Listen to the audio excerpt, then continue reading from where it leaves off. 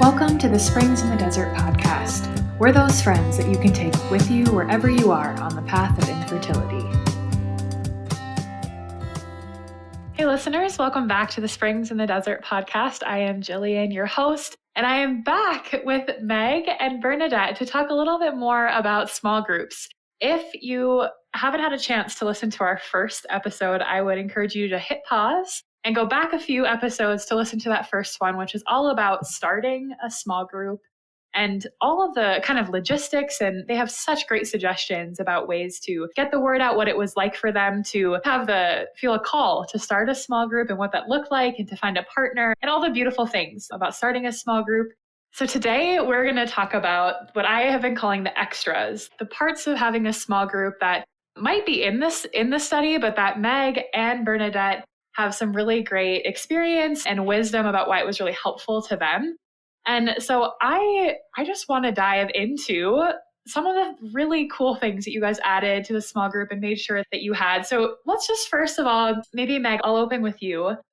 What did you and Bernadette have as your support as facilitators during the study? You two are pouring into the participants, and so we have to make sure that you are being filled. And so what or who was your support during the study? Well, first off, I was kind of laughing on the inside when you said the extras. Yes, at first I thought you were saying we were so extra. But you meant the additionals, like the additional pieces. What you just asked, what supported us, because we were like so extra. I don't know, trying to make a joke there.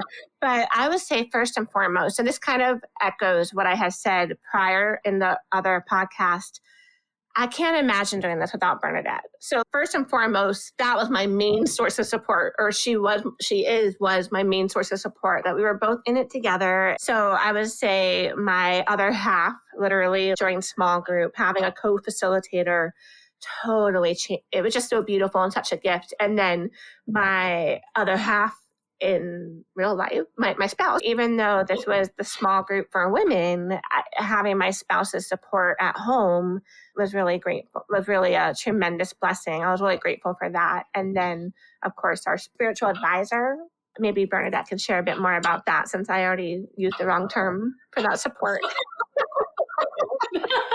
That's okay.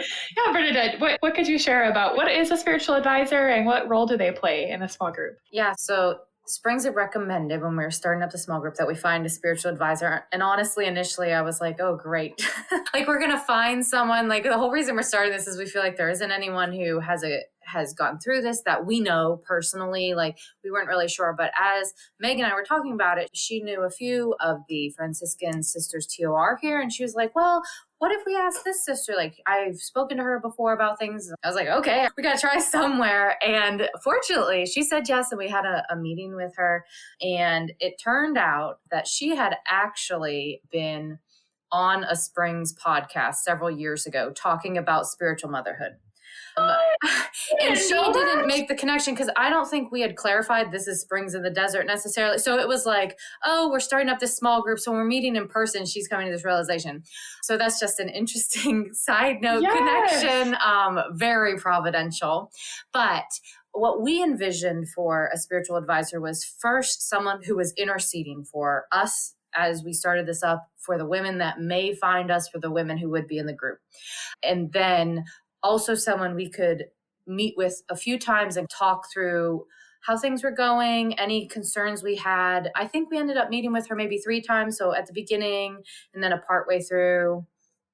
It was 2 or 3 times, something like that. And then if we had any like significant issues come up, like concerns that people had or heavy burdens they were carrying, just knowing we had someone who was praying for us, that intercession was a big part of it. Also, she was available if anyone in our group wanted to reach out and wanted some additional support. Obviously, she's a sister. She hasn't, a religious sister. She hasn't gone through infertility, but she was spiritually accompanying us. And I think being able to have that available, we thought was great. I don't think anyone ended up taking advantage of that, but it was a great support for us. And what we would do is we collected prayer intentions at the end of each session, and we would text them to our whole group in case someone missed it or so everyone could remember. They didn't have to like scramble to write them down, but we would email them to sister and she would pray for them. So we knew that it wasn't just us and our group, but someone outside of that, someone who spends a lot of her day in prayer, was interceding for us as well. And so that's how we leveraged a spiritual advisor. I'm sure it could look many different ways depending on what walk of life that person is in, a priest or a religious sister or someone who's gone through infertility but is maybe like much older, it's been a longer time, something like that. But for us, it was wonderful to have her and that type of support. And I would say, honestly, that it was great to meet with her and talk through things, but just knowing that we would send off an email, oh goodness, here's a prayer intention. We're concerned about how this will go, or here's the intentions. And someone might have had something really weighty. To hear back from her every time, she'd respond and sometimes point to something in particular, I'll keep so-and-so in prayer, whatnot, was just a real gift. We were extremely fortunate. Wow. I'm just holding back tears because that is just such a beautiful, like you said, I appreciate you sharing, oh boy, we have to find someone. And I feel like there is no one. And that's why we want to do this small group. And then to have this beautiful connection made of such strong spiritual support throughout the whole study is just so, so beautiful. And I'm just so touched that was your experience. I also just appreciate the fact that it could look different and that an advisor doesn't necessarily have to be a sister, but could be someone of a sort of a different spiritual season and capacity. But I love that. And I think we do at Springs, we do really encourage that because the facilitators, although you do, if you are able to have two of them, you can really be support for each other, but we still want to have someone who is caring for you and supporting you. And so that's so beautiful. Hey friends, it is your podcast host, Jillian, just popping into this episode to ask you to consider supporting our podcast with a financial gift. This episode is brought to you by staff, volunteers who reviewed the content, and a professional editor. We would be so grateful for your financial support to keep this podcast sounding great and reaching more listeners who need a friend on the path of infertility. Thank you for your support. I did want to switch gears a little bit. If your group is made up of women, which I believe your group was women, what suggestions do you have in regards to including spouses? We do have a few suggestions that kind of throughout this study or in the facilitator guide that could be some suggestions, but what might you have? I'll start with you, Bernadette. What suggestions might you have to include spouses? Yeah, so we like the idea that Springs had at the end of the Arise study to have one with your spouses, but we didn't think that the content and sharing about what we'd done at a deep level with basically the first time we're meeting everyone's spouses was going to be the best for our group. So we're talking, Meg and I talked about it, but we also spoke within our small group about what if we did something like lower threat and just more casual. So like, what if we do just a big group date night? So that is what we ended up doing. And Meg did all of the heavy lifting for that, not most. She ended up, instead of just having it be, hey, we did book a private room, which was really nice in a restaurant that we knew was a little bit slower in a good way, like they take their time serving you. So we were able to spend several hours there and we knew there would be no pressure to leave. And so that was nice, but Meg also thought ahead and she and her husband prepped a game, like basically the newlywed game, and brought whiteboards for everyone. So with that time in between while we were waiting on things or eating our appetizers, we were playing this kind of get to know each other game, but at the same time, you're also communicating with your own spouse. And it was a big hit. It was a lot of fun. And there were tons of questions left over. So we really need to do it again. And I don't know, I think in my mind, like we probably should just do a date night after our next study because it was just really nice just to meet each other's spouses and get to know a little bit about them as couples. Because you've been with, at this point, because for Arise, we took a long time to do it, partially because of like snow and ice cancellations and partially just because of how we chose to do twice a month instead of like weekly. So we went November through beginning of April, I believe. So it had been protracted, like we've been journeying together, and then to actually get to put a face to some of these spouses who we hadn't necessarily even seen before and actually learn a little bit about them as couples was really awesome. It was a ton of fun doing that together. That's so beautiful. Meg, I'm really curious how you and your husband came up with or decided to do the newlywed game. What was that like to prepare for this event? Yeah, it was so fun. So we actually used Chat GPT to generate the questions. Nice. With the help of artificial intelligence. And so, yeah, so it was really fun doing that with him instead of, because I could have Googled it. I could have looked up. I'm sure they have pre-created questions out there, but it was fun working with him on this little project. And we went through the questions and categorized them. And then we took out some ones that might have led to sensitive topics that we didn't necessarily want to bring up during this first meet and greet, just trying to keep it on the lighter side. But I will say, if anybody wants to copy this, don't call it the newlywed game, but call it the relationship game, because some folks were thinking about during their courting and their boyfriend-girlfriend status and answering questions, whereas others were thinking after getting married and counting like their favorite trip with the honeymoon, whereas what was another memorable trip that might have happened.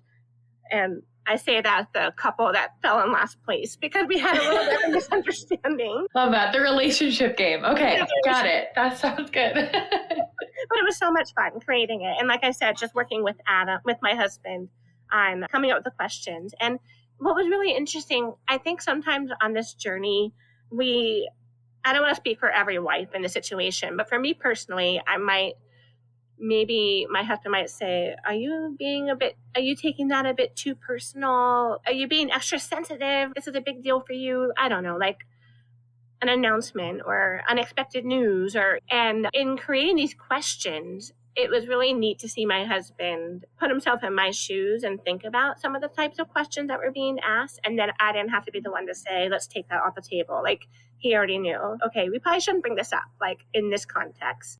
Oh, that is really beautiful. And when you're in a season of infertility or loss and you are desiring a community, as you two did in the outset of this small group, to not only build a community between the women who came to the small group, but then to provide community for spouses and the whole group to have a deeper appreciation for each other and their marriages, and for their spouses to see what they have been building this whole time, I think is just a really beautiful way to do that. And I think that I love that you were able to discern that while there was maybe a suggestion in a small group, it wasn't quite fitting for your group. And that's absolutely fine, right? The Lord will provide for every facilitator to make those choices and to discern what's best for their group. And I think the creativity that you two came up with to do that is just so beautiful.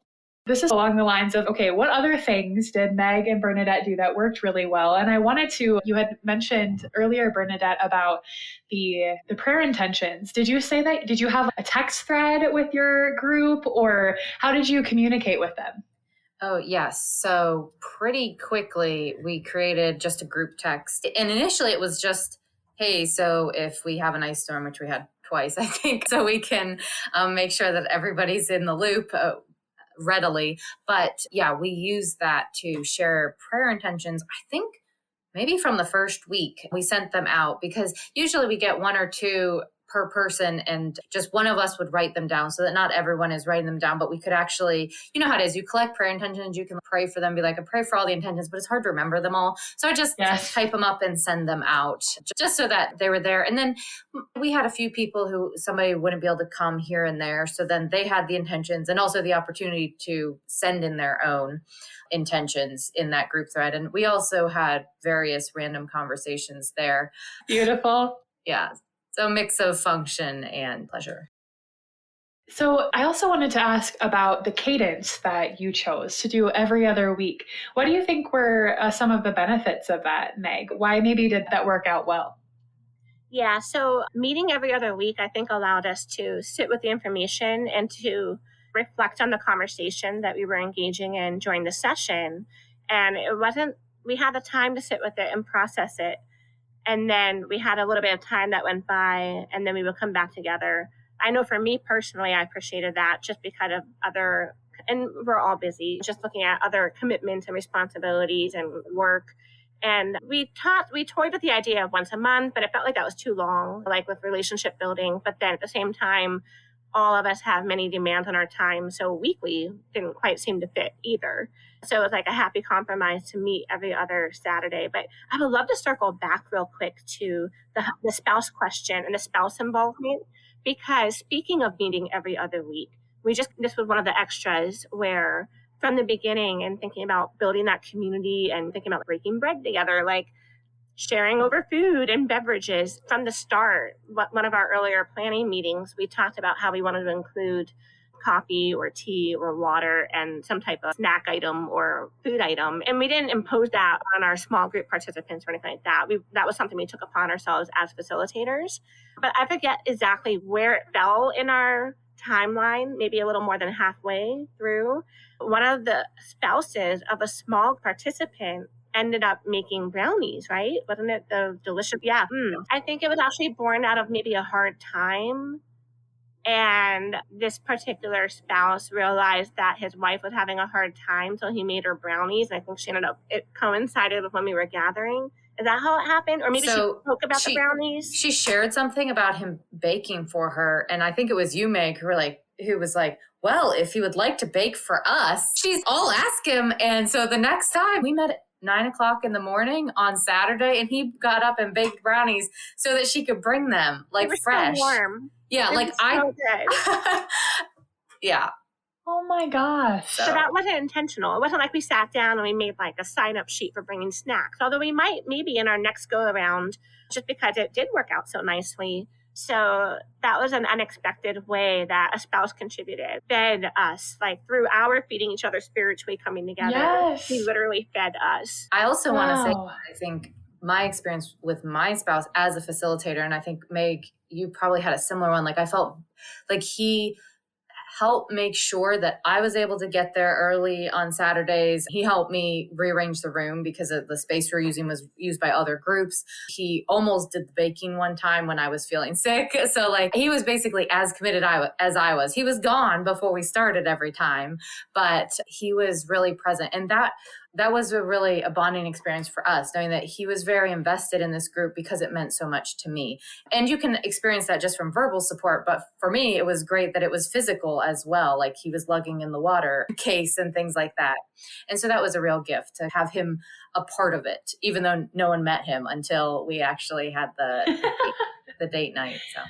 That is so beautiful, because I think that's something we've had different conversations about that too at Springs, that men and women sometimes desire different kinds of support, right? And we know in our marriages that we give and receive love sometimes differently than our spouses do.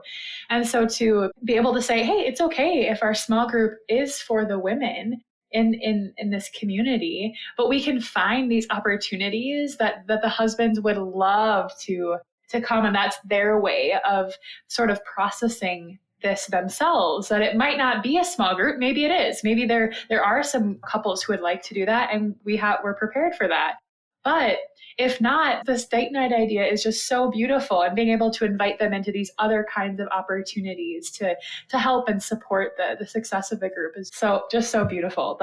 I'm so glad that you shared that. Well, before we wrap this up, I think that Meg and Bernadette, you both have offered just such, I think, beautiful, practical advice and suggestions for facilitators who are discerning. And we have several groups that are just chomping at the bit to get started. And we cannot wait when this episode airs.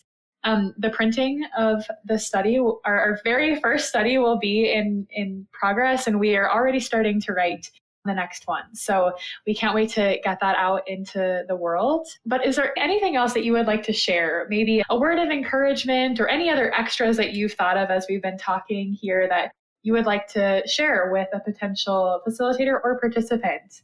Meg, I'll start with you if you have anything. Yeah, I think just kind of keeping an open mind and then going with that open heart. Because I think sometimes in this experience, we want to close ourselves off and not allow ourselves to potentially be hurt. And I think anytime you have any kind of relational ministry, interpersonal dynamics, there's always that opportunity for not only the blessings and the benefits and the joy that comes out of that communal sharing, but I think as facilitators, just being open to I don't know if maybe small group participants might have a different idea of how things should be carried out, or even just different takeaways out of the passage that's being reflected upon in the moment, or the scripture, or whatever it might be, and just opening yourselves. I think for me personally, when I reflect back, chomping at the bit is such a great phrase, because that described how I felt. And as we spoke about in the other episode, just how excited and like on fire for this we were and are and still continue to be.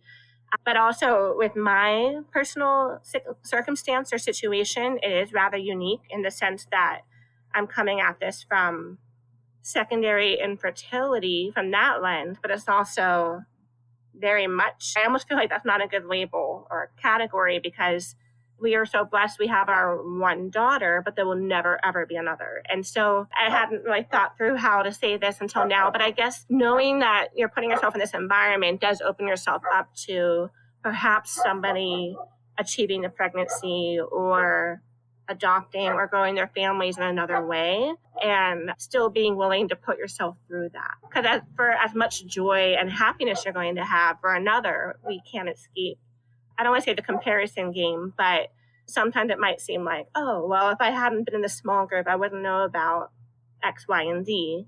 But I think that the trade-off, the benefits, the community building, I think that it's so very worth it, if that makes sense. Yeah. The team, the Springs in the Desert team, we meet every week to pray together for the community and for each other, and to just make sure that we have a pulse on the community and our projects that we're working on. And we were just talking about this.